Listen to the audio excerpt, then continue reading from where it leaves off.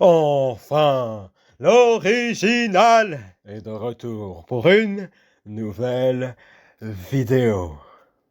Donc du coup, dans cette vidéo, on va parler de la news qui commence à faire parler d'elle.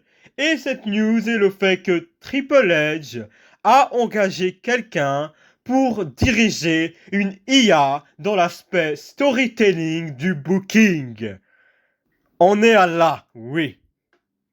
Triple H commence à utiliser de l'intelligence artificielle pour aider son booking médiocre. C'est un point où je me dis en fait que waouh, on est à là en fait. On est vraiment à là du catch en fait. Genre des gens qui disaient que Triple H, oh il cuisine, oh il concocte, oh il sait ce qu'il fait. Si Triple H savait ce qu'il faisait avec son équipe créative, mais il aurait jamais eu besoin d'avoir à engager un type pour essayer d'assister l'IA dans le booking. Et pour être honnête, c'est même pas vraiment l'IA le problème en fait, parce que au point où ils sont en fait, l'IA ne peut que apporter de l'aide. Là, ils sont vraiment dans le point le plus bas possible en termes de booking et de créativité. Donc, ça m'étonne même pas en fait si le heel turn de Braun Breaker ça a à voir avec l'IA en fait. Ou même que dans le SmackDown qu'on a eu là maintenant, le fait que Sami Zayn drop le championnat US, c'est à voir avec l'IA. Parce que Triple H ne pense littéralement à rien de créatif. Et au point où on en est, l'intelligence artificielle est plus créative que Triple H. Alors que le concept entier de l'intelligence artificielle, c'est reprendre des données déjà existantes, en fait. Donc voilà, quoi.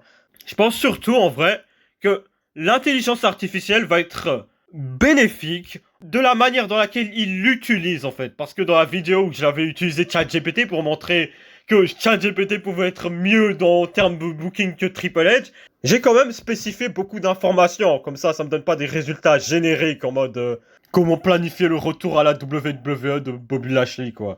Alors que le gars, il est signé à la AEW. J'ai lu ça dans l'article, hein, de ce que j'ai entendu.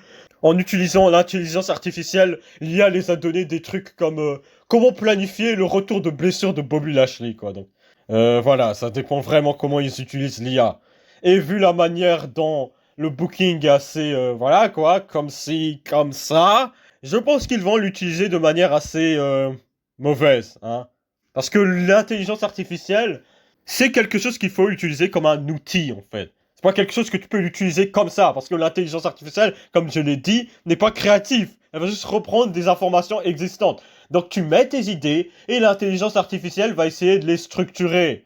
Mais là, je ne pense pas qu'ils vont faire de cette manière. Je pense qu'ils vont juste demander directement à l'intelligence artificielle de leur donner des idées créatives. Et pour être honnête, je pense que l'intelligence artificielle peut quand même venir avec des idées plus créatives que Triple H, quoi. Donc, ça reste à voir, quoi. Si ils ont utilisé l'intelligence artificielle pour le Raw et SmackDown de cette semaine, je pense clairement que c'est déjà une amélioration par rapport à toute la merde que j'ai vue les autres semaines passées. Même malgré le fait que ça reste comme de la merde, hein, je tiens quand même à le préciser. Ça reste totalement éclaté comme show, hein, mais c'est des pas qui s'avancent vers quelque chose de un peu mieux. Mais la seconde question que je me suis demandé en fait, c'est s'ils ont une intelligence artificielle pour gérer leur show là maintenant en fait. Pourquoi il y a autant de gens dans l'équipe créative en fait? Pourquoi il y a besoin d'autant de gens dans l'équipe créative là maintenant, vu que t'as du coup l'intelligence artificielle pour donner des idées créatives? Ça veut dire que toutes ces personnes que t'as engagées dans l'équipe créative n'est même pas suffisante en fait pour donner un job correct. Toutes ces personnes, tu vas me dire, ne sont pas assez créatives pour faire le job d'une intelligence artificielle. Parce que si c'était le cas, ils n'auraient pas besoin d'une intelligence artificielle, comme je l'ai établi au début de la vidéo. Et c'est vraiment à ça où ça tombe, en fait. Il y a plein de gens inutiles dans l'équipe créative. J'ai l'impression qu'il y a beaucoup de yes man dans l'équipe créative. J'ai l'impression qu'il y a beaucoup de gens qui n'ont rien à faire là, dans l'équipe créative. Et c'est pas juste Triple H, hein. Il y a plein de gens qui sont juste là, pour aucune raison en fait, juste parce que c'est des anciens catcheurs. Genre, le fait que tu sois un ancien catcheur ne veut pas dire que t'es un bon booker. Ça, faut arrêter ce narratif en fait. Genre, je me rappelle dans la promo entre Seth Rollins et Cody Rhodes avant leur match à Crown Jewel 2025. En gros, Cody Rhodes avait dit que dans les prochaines années, ils seront peut-être à la charge du booking. Et je suis en mode, pourquoi? En quoi ils sont qualifiés à être bookers en fait? C'est pas parce que t'es un ancien main eventer que t'es assez qualifié pour être booker d'un show, en fait. Booker d'un show, ça se résume pas à être un ancien catcheur. Booker d'un show, t'es censé avoir de la créativité, t'es censé avoir beaucoup d'idées, et c'est censé savoir comprendre ce qu'est le catch. Ce que je pense clairement que Seth Rollins et Cody Rhodes ne comprennent pas. Parce que, encore une fois, t'as plein de gens inutiles, en fait, dans l'équipe créative de Triple H. T'as genre des gens comme Road Dogg qui a... Oh, pourquoi il est là, en fait? Genre, le gars, il est positionné comme la tête créative du booking de SmackDown. Et je me demande pourquoi il a une position aussi haute, en fait. Parce que dans ce que j'ai entendu, en fait, Road Dogg, durant le booking d'un SmackDown, il a littéralement paniqué, il a arrêté de booker, en fait. En plein show. Et ça de se demander, en fait, est-ce que les gens sont même qualifiés? Est-ce que les gens sont putain de qualifiés, en fait, dans son équipe créative?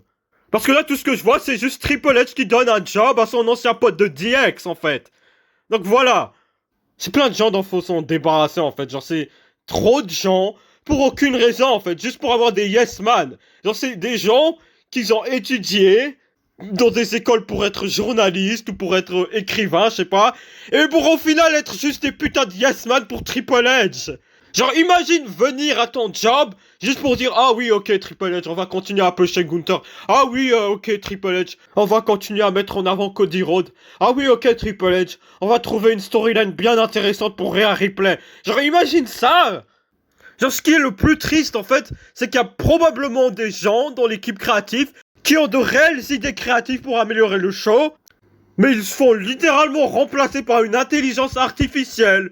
Ou sinon, ils ont à continuer à entendre les ordres de gens littéralement avec aucune expérience, comme Road Dogg, qui a pour seule qualification le fait que c'était un mid-carder à l'attitude era. Il y a 25 ans. Super! Là, c'est bon, je pense que j'en ai trop dit dans cette vidéo. Au point où la WWE en est, l'IA, l'intelligence artificielle, ne peut littéralement pas faire pire que la situation dans laquelle la WWE se sent fourrée en termes d'idées créatives. Donc, ils utilisent l'IA pour le mieux, j'espère, en tout cas, de la WWE. Malgré le fait que j'ai quand même des doutes quant à la manière dont ils vont utiliser l'intelligence artificielle. Mais ça reste à voir. Et ZOG vous dit du coup de commenter, de partager, de liker, de vous abonner. On monte rapidement en abonnés, on est déjà à 52. On espère peut-être viser les 100 abonnés d'ici la fin de l'année. Et ZOG vous dit à plus tard. Bref.